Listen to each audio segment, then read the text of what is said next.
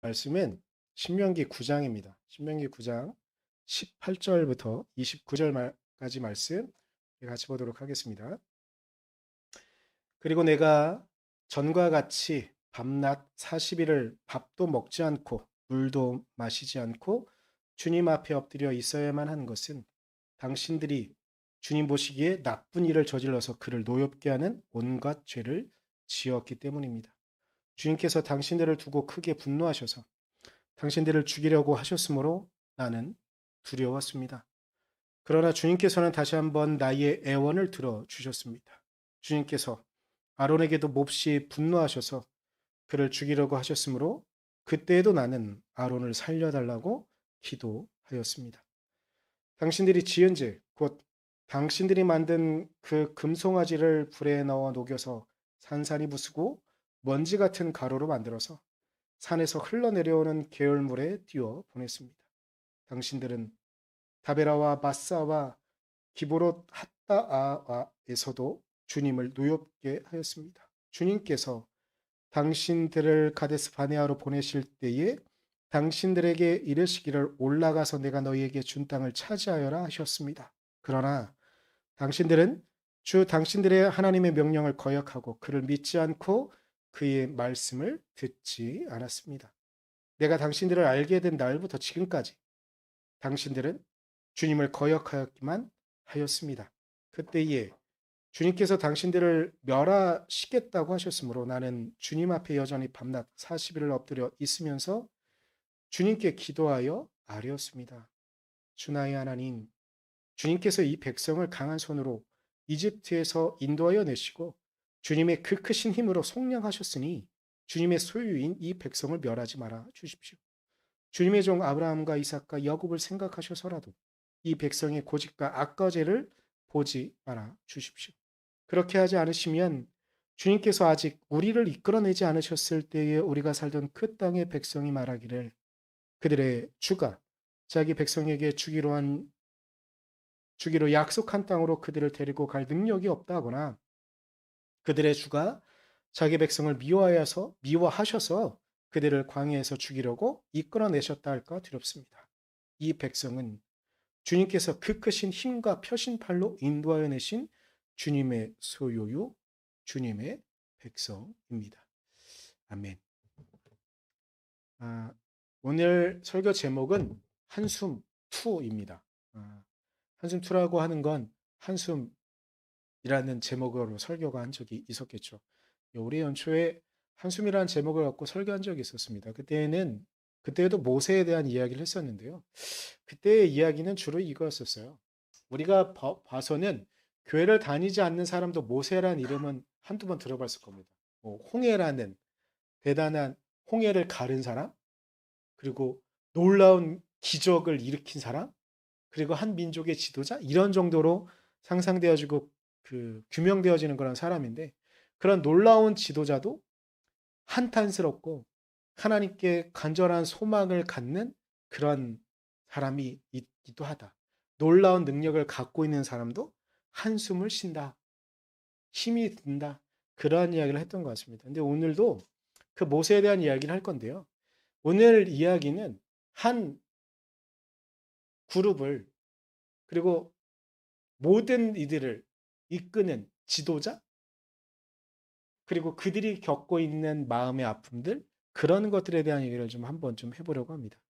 한 그룹의 지도자라고 한다면 우리나라에서는 대통령이 가장 큰 위에 있는 지도자겠죠. 그러나 대통령만이 지도자가 아니고요. 한 그룹, 한 단체, 한 모임들을 이끄는 사람들 다 지도자죠. 그리고 더불어 한 집안에서도 지도자는 있습니다. 가장의 역할을 하는 이들 있죠. 아버지가 가장의 역할을 하기도 하고 엄마가 가장의 역할을 하기도 하고 그런 모든 이들이 다 지도자이들이죠. 그리고 친구나 이런 그룹 안에서도 그 사람들을 이끌어가는 사람들이 다 지도자들입니다. 모세의 모습을 보면서 성경을 보는 사람들뿐만 아니라 사회의 현상들을 연구하는 사람들도 모세의 모습을 보면서 정말 많은 지도자의 모델을 뽑아냅니다. 지도자는 이런 사람이구나라는 이야기를 하는 것이죠. 그래서 어찌 보면 모세는 가장 이상적인 지도자의 모습으로 묘사되어지는 그런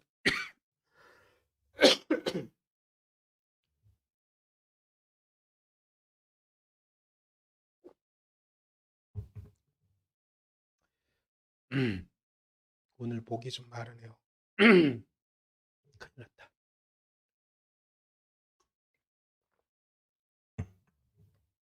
네. 다시. 네. 괜찮은 것 같아요. 하여튼 그러니까 그런 이상적인 모습을 갖는데 이런 이상적인 모습을 전 보면서 새벽 예배 때는 '아버지 같은 모습이지 않을까.'라는 생각이 좀 들었었어요. 왜냐하면 한민족을 이끌어가는 모세는 이상적인 아버지, 가정을 위해서 자신의 모든 생애를 바치고 있는 것 같은 모습을 특별히 신명기 9장 후반절에서는 보여주고 있기 때문이에요. 왜냐하면 신명기 9장의 모습들의 사건과 상황들은 뭐냐면 이스라엘 백성들이 큰 죄를 저질러요. 이스라엘 백성들이 큰 죄를 저지르는데 그 죄 때문에 하나님께서 이스라엘 백성들을 모두 다 진멸하겠다. 이스라엘 백성들을 모두 다 없애겠다라고 이렇게 말씀하시거든요.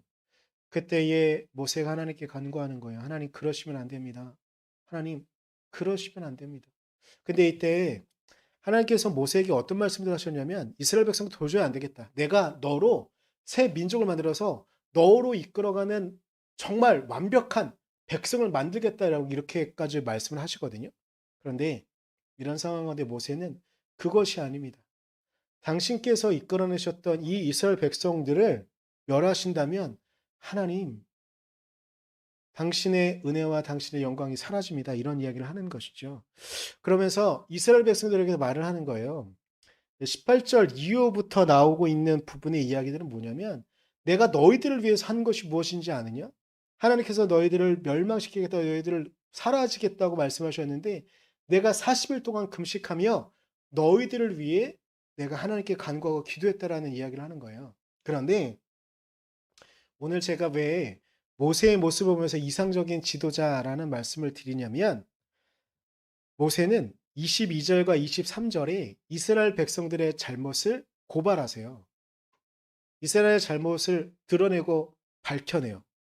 우리가 보통 생각하면 아버지의 모습이라고 생각하거나 혹은 이상적인 지도자에게 우리가 바라는 여러 가지 것들이 있는데 뭐냐면 우리의 잘못은 감춰주고 그냥 우리를 다른 사람들이 다 부러워하는 그런 모습들을 이끌어주기를 바라는 우리의 욕망이 있는지도 모르겠어요. 하지만 모세는 오늘 그렇게 하지 않아요.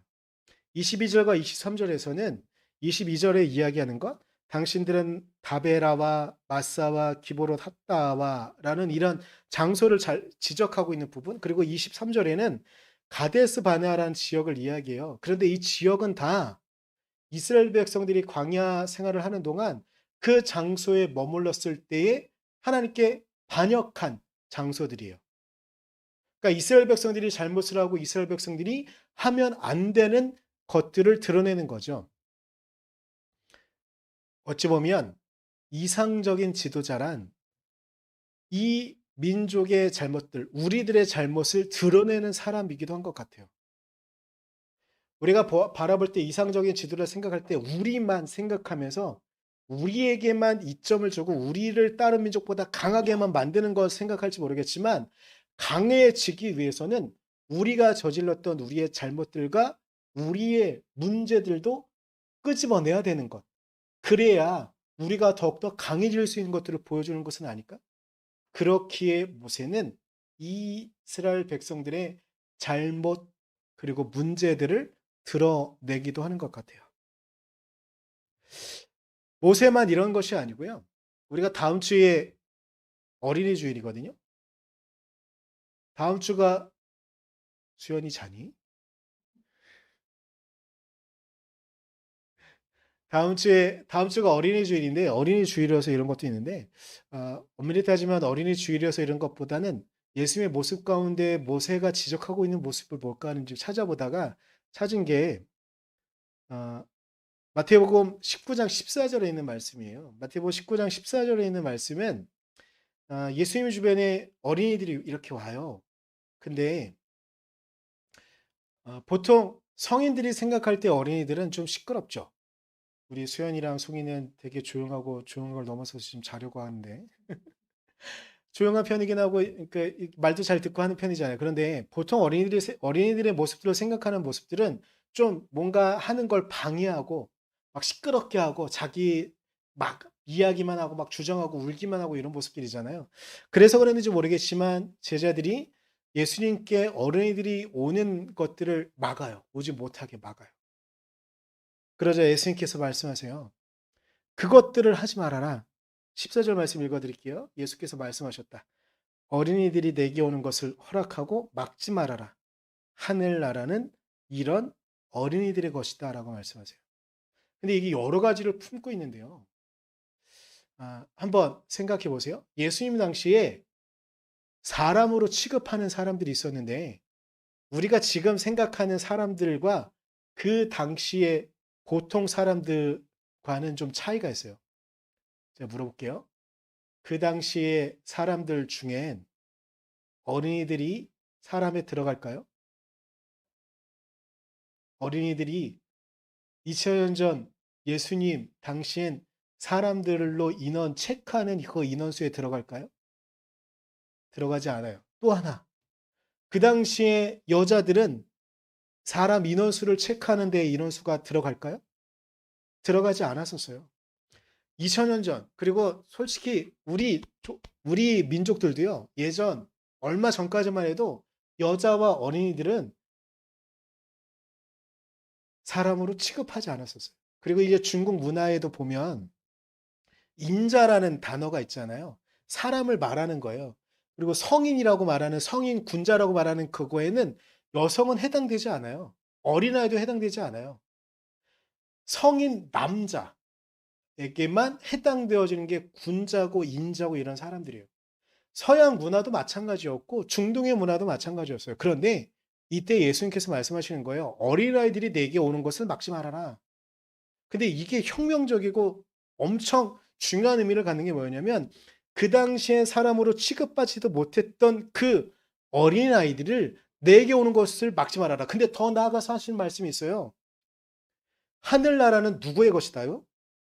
누구의 것이다요? 어린아이들이 쓰는 말투를 따라해봤는데 관심이 없군.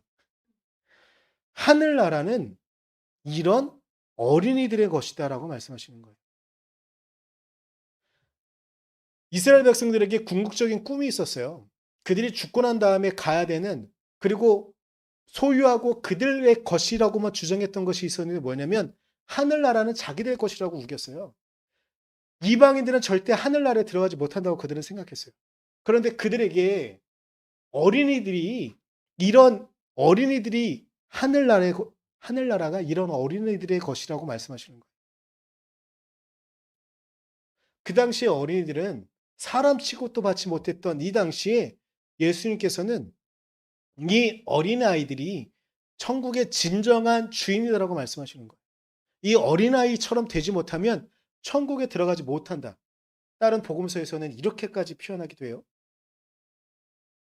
그런데 이것이 정말 중요한 의미를 갖는 여러 가지 중에 하나는 이 당시만 해도 예수님이 살아계셔서 활동할 당시만 해도 어린아이들은 사람 취급을 받지 못했기 때문에 어린아이들의 폭력을 가하는 것은 아무 문제도 되지 않던 당시였었어요. 그래서 지금도 보면 종종 뉴스에 어린아이들, 말하지 못하는 아이들, 그리고 지금도 전쟁을 좀 치르고 있는 중이잖아요. 뉴스에 자주 나와요. 어린아이들이 목숨을 빼앗는 장면들을 너무나 종종 보게 되죠. 유치원의 폭격이 가해지는 모습들을 우리 영상으로 보기도 했고, 몇 주 전에 전 세계의 사람들의 마음 아파하게 했던 장면 중에 하나는 탈출을 했는데 부모님은 다 어디 있는지 생사를 알 수 없고 어린 남자아이가 혼자 국경을 넘는 장면이 전 세계에 보도되어지면서 정말 수없이 많은 어른들의 마음을 아프게 했던 그런 장면이 있었습니다. 그런데 이게 어린아이들은 정말 아프고 힘든 것이 무엇이냐면요. 예수님께서 굳이 이 말씀을 하신 이유가 무엇일까 생각을 해보면 그 당시의 사람들에게, 그리고 지금도 여전히 이런 모습들이 있는 것 같은데 어른들은 사회에서 특히 힘이 없는 어른들은요, 사회에서 이렇게 치이잖아요. 그러면 자신이 집에 들어오면 자신이 힘이 있다는 걸 증명하고 싶은 것이 있는데, 그걸 누구에게 하냐면 자신의 집안, 특히 남자들이에요. 집안에 있는 자신의 아내에게 폭력을 행사하거나 어린아이들에게 폭력을 행사하면서 너희들은 내 말을 다 들어야 돼. 내가 사회에서 생활하다가 이러저렇게 치이다가 나의 꺾인 자존심을 내 아내에게, 내 자녀들에게 회복시키고 싶은, 그 자녀들이 내 말을 다 듣고 내 말이 곧 법이 되길 바라면서 그렇게 행해지는 순간들 때문에 어린아이들에게 행해지는 폭력이 너무 많아지거든요. 그런데 지금도 이런 폭력이 있잖아요. 그런데 2000년 전엔 더 심했어요. 이런 일들이 정말 더 많았었어요. 그래서 어린아이들에게 폭력이 행해지는 것들은 그 당시의 사람들은 당연하게 생각했고, 성경 안에서도 보면, 잠언에 보면, 제가 이래서 잠언을 별로 안 좋아하는데, 어린아이들에게 회초리를 드는 것을 겁내지 말아라. 심지어 탈무드에도 어린아이들을 제대로 키우고 싶다면 때려라 라고 되어져 있어요. 그런데 이런 기본적인 사고방식은 아이를 온전하게 성장시키는 것도 의미가 있을 수도 있겠지만, 더 깊은 의미는 너네가 밖에서 세우지 못한 너희들의 자존심을 집안에서 세우고 싶다면 어린아이들 너 마음대로 키워라 라는 뜻도 있는 거예요. 그런데 이것을 예수님께서는 옳게 보지 않으신 거예요. 어린아이도 귀한 하나님의 백성임을, 아니 더 나아가서 너희가 어린아이 같이 되지 못하면 천국에 들어가지 못한다라고 말씀하시는 거예요. 어린아이 같이 되지 못하면 천국에 들어가지 못함을 밝히 드러내고 있는 것이죠. 예수님께서 굳이 어린아이들의 이야기를 하시는 이유는 너희들이, 아니 지금 우리도 이 땅의 어린아이들에게, 이 땅의 청소년들에게, 이 땅의 어린아이들에게, 이 땅의 영유아들에게 자신 마음대로 자기 뜻대로 되기만을 바라면서 하고 있는 모든 폭력을 반대하는 예수님의 모습, 우리들의 잘못을 지적하고 있는 모습도 또한 있는 것이겠죠. 지도자는 어찌 보면 그러한 우리의 잘못과 우리의 허튼 행동들을 진복하며 그것들을 그렇게 이끌어가고 있는 것 같습니다. 모세도 그렇게 이스라엘 백성들의 잘못을 지적하고 그렇게 행했던 일들을 잊지 않고 드러내요. 그러면서 너희들이 이렇게 잘못을 저질렀다라는 것을 밝히 드러내죠. 그렇지만 모세는 더불어 온전한 지도자의 모습을 보여주는 것이 무엇이냐면, 이렇게 이스라엘 백성들의 잘못을 지적한 이후에 다시 하나님을 향해 다시 간구하며 기도합니다. 하나님께서 이스라엘 백성들을 멸망시키시면, 이스라엘 백성들을 무너뜨리시면 안 됩니다. 왜냐? 오늘 본문의 26절 이후에 모세가 하나님을 설득하며 하나님께 이야기하는 것들이 있어요. 26절엔 일단 이런 이야기를 해요. 하나님, 당신께서 이집트에서 이끌어내신 백성입니다. 당신의 백성입니다. 다른 백성이 아니고요. 저 이방에 있는 다른 백성이 아니고 하나님 당신께서 직접 이집트에서 이끌어내신 백성이지 않으십니까? 당신께서 사랑하시는 백성이 아닙니까? 그러면서 27절엔 이 백성은 아브라함과 이삭과 야곱의 후손입니다. 그런데 아브라함과 이삭과 야곱을 이야기하는 이유는 무엇이냐면, 하나님께서 아브라함과 이삭과 야곱에게 약속하신 것이 있지 않습니까? 이 백성이 수가 많아지고 이 백성이 주변에 있는 국가의 한 모델이 될 것이라고 말씀하지 않으셨습니까? 그런데 이 백성을 지금 멸망시키신다면, 하나님, 당신은 약속에 신실하신 분이신데 그 약속이 무너지지 않습니까? 그러시면 안 됩니다. 그러면서 28절엔 조금 위험한 이야기를 해요. 무슨 이야기를 하냐면, 하나님 당신께서는 이집트에서 이 백성들을 이끌어 주셨는데, 만약에 하나님께서 지금 이스라엘 백성들을 이 말 안 듣고 우상을 섬기고 있고 막 이러고 있는 이 이스라엘 백성을 멸망시키시면 이집트에 있는 저들이 우리를 비웃으며 우리를 비웃는 것이 문제가 아니고 하나님 당신을 향해 비웃으며 하나님은 원래 힘이 없고 능이 없는데 굳이 이집트에서 종살이 하고 있던 이스라엘 백성들을 이끌어내셨다고 하나님을 비웃을 겁니다. 라고 이야기를 하는 거예요. 모세가 계속하고 있는 말은 이거예요.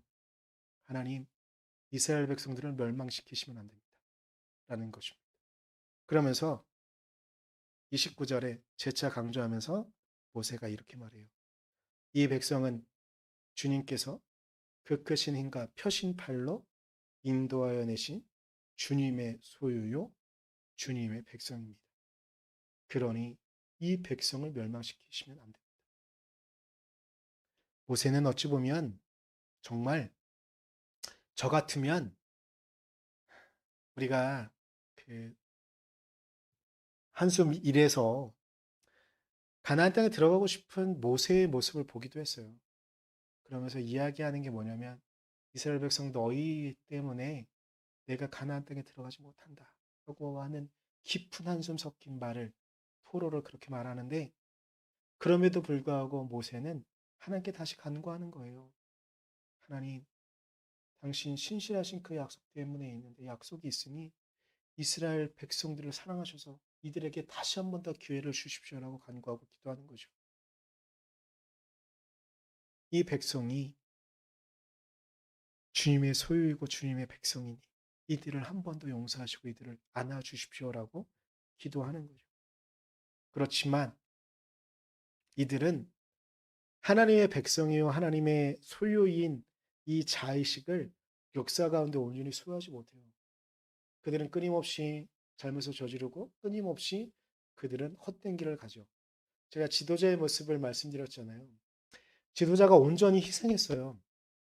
그리고 한 집안의 어머니가 한 집안의 아버지가 자식들을 위해서 온전히 희생했어요. 그런데 그 자녀들이 자신의 뜻대로 온전히 성장하지 못하는 모습들을 보며 부모들은 마음이 얼마나 무너질까? 얼마나 마음이 아플까? 자녀들을 위한 훈계를 하는데 그 훈계를 그저 잔소리로만 들을 뿐.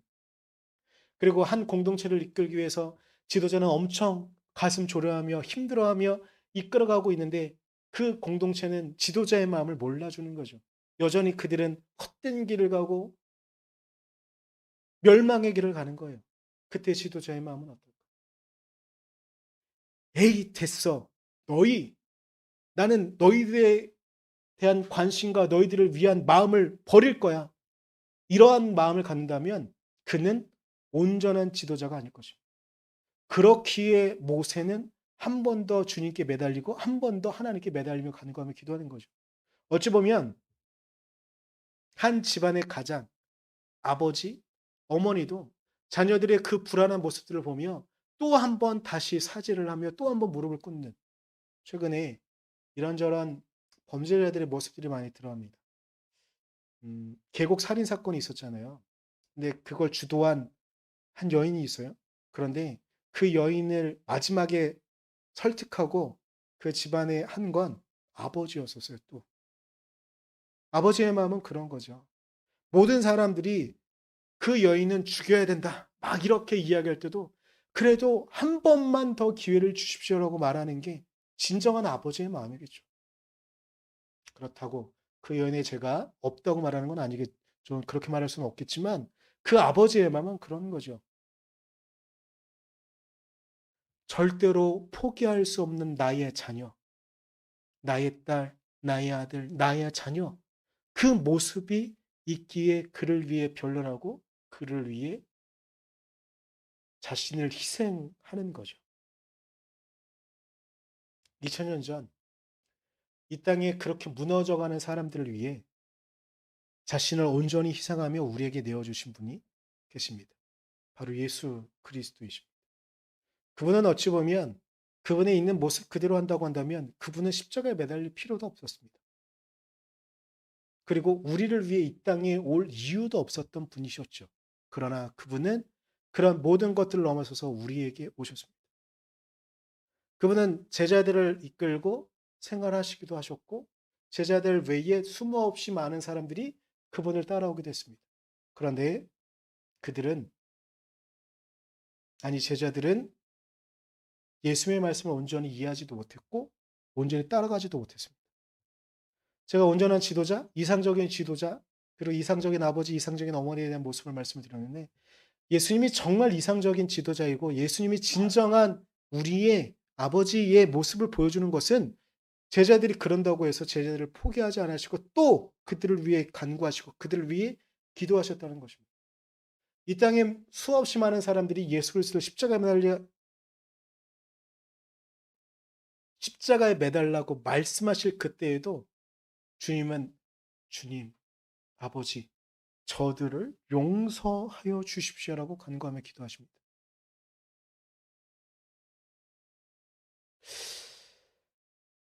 십자가에서 예수님은 또 그렇게 한숨을,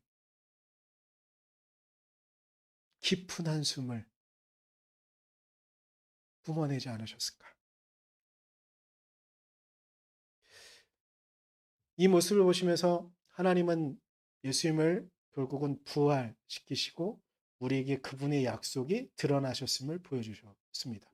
우리가 지난주에 부활절 예배를 드렸잖아요. 그렇게 하나님은 그분의 뜻을 예수 그리스도를 통해서 우리에게 드러내셨죠.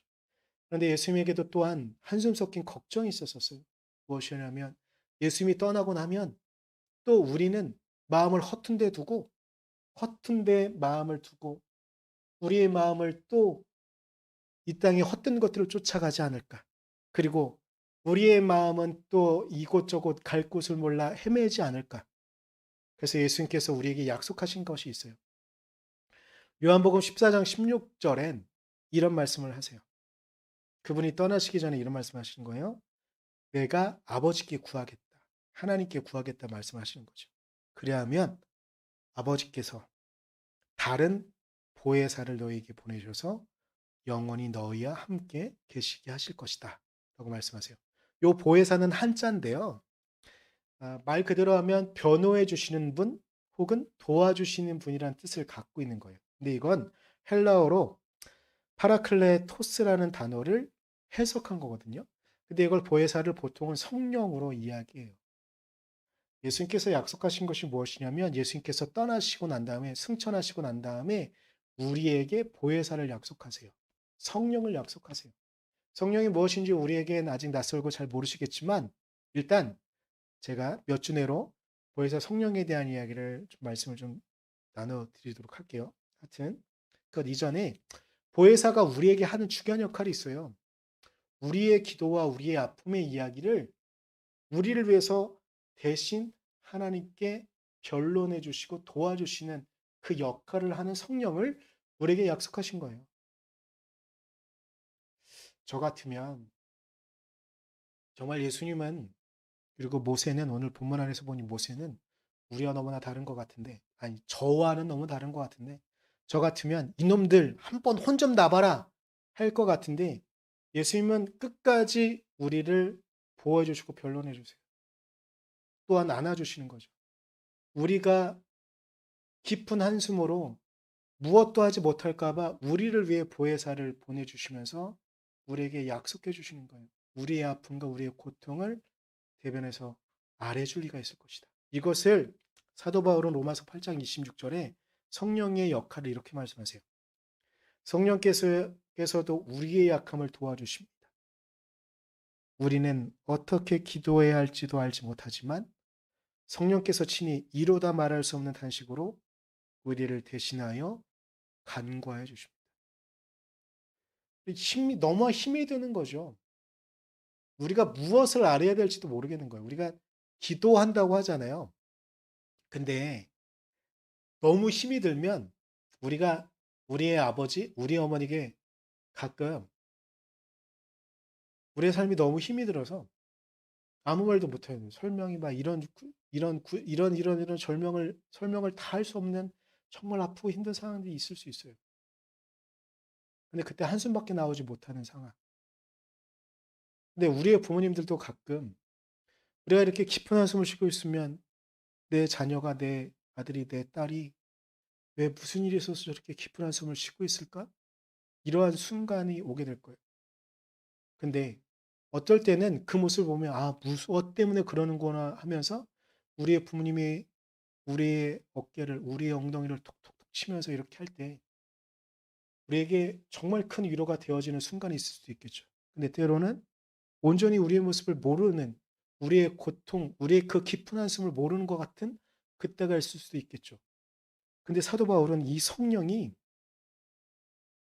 우리의 그 깊은 한숨을 넘어서서 우리의 모든 마음을 하나님께 대신 말해준다라고 성령의 역할을 우리에게 보여주고 있는 거예요.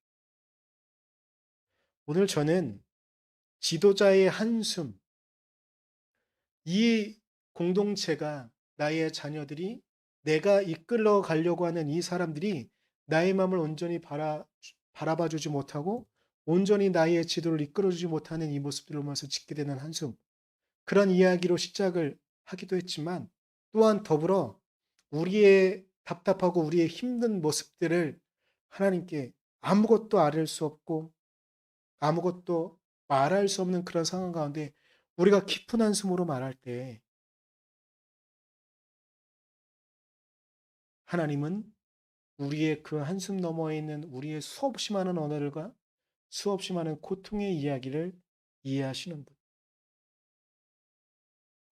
어쩌면 우리의 아버지는 우리의 깊은 한숨 하나로 우리의 모든 고통을, 우리의 모든 세월을 이해하시는지도 모르겠습니다.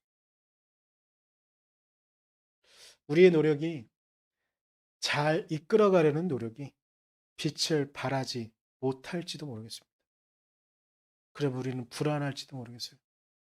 그러나 우리 겁먹지 말았으면 좋겠습니다. 우리보다 힘센 성령이 예수 그리스도께서 우리의 한숨을 들어주시고 그 한숨을 통해 우리가 가고자 하는 그 길로 주님께서 우리가 주님께 매달려 있기만 한다면 주님께서 그분의 뜻으로 우리를 이끌어 주실 것이라고 믿습니다. 우리 시간 잠깐 기도할 있으면 좋겠습니다. 두 가지 놓고서 이 두 가지 중에 하나만 좀 간과하고 기도했으면 좋겠어요. 그럼 혹시 마음에 깊은 바람이 있는데 이 바람이 해결되어지지 않고 있는 부분들이 있다면 그걸 한숨을 하나님께 기도했으면 좋겠습니다. 또 하나 기도할 수 있다고 한다면 우리를 이끌어주고 있는 지도자들을 위해서 기도했으면 좋겠습니다. 우리의 하나님, 우리 예수 그리스도, 우리의 성령을 위해서 우리가 같이 기도할 수 있었으면 좋겠습니다. 기도하겠습니다.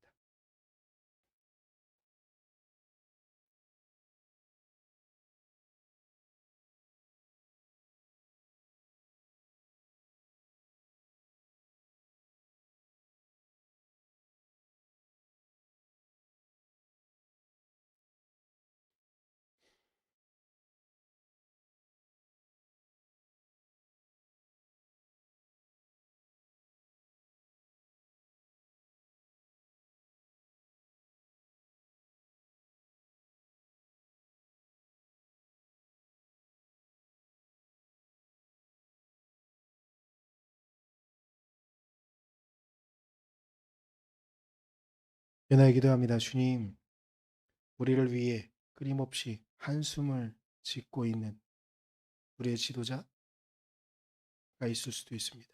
또한 우리도 우리의 바램 그리고 우리의 공동체를 위해 한숨을 짓고 있는 순간이 있을 수도 있습니다. 그리고 우리 개인적인 바램과 기도 때문에 한숨을 짓고 있을 수도 있습니다. 그 모든 한숨을 우리가 예수 그리스도께 매달려 있다면 성령은 결코 무시하지 않고 우리의 한숨을 하나님께 아뢰며 친히 이루다 말할 수 없는 탄식으로 우리를 위해 기도하시는 줄 믿습니다. 주님, 우리의 탄식으로 우리의 한숨을 하나님께 간구하고 기도하오니 주님, 우리의 기도를 우리의 한숨을 외면하지 마시고 우리를 당신의 뜻으로 이끌어 주시옵소서. 또한 우리를 우리의 깊은 한숨으로 이끌어 주고 있는 우리의 지도자, 우리의 어머니, 우리의 아버지, 우리 그룹의 지도자들이 있습니다. 그리고 깊은 한숨으로 이끌어 주시는 예수 그리스도가 계십니다. 하나님, 우리의 어머니를, 우리의 아버지를 당신의 능으로, 당신의 능력으로 위로하시고 우리 어머니가, 우리 아버지가 흔들리지 않으며 이 땅에 하나님의 복을 누리며 하나님의 은혜 안에 이 땅을 귀하게 살아가실 수 있도록 또한 축복하시고 이끌어 주시옵소서.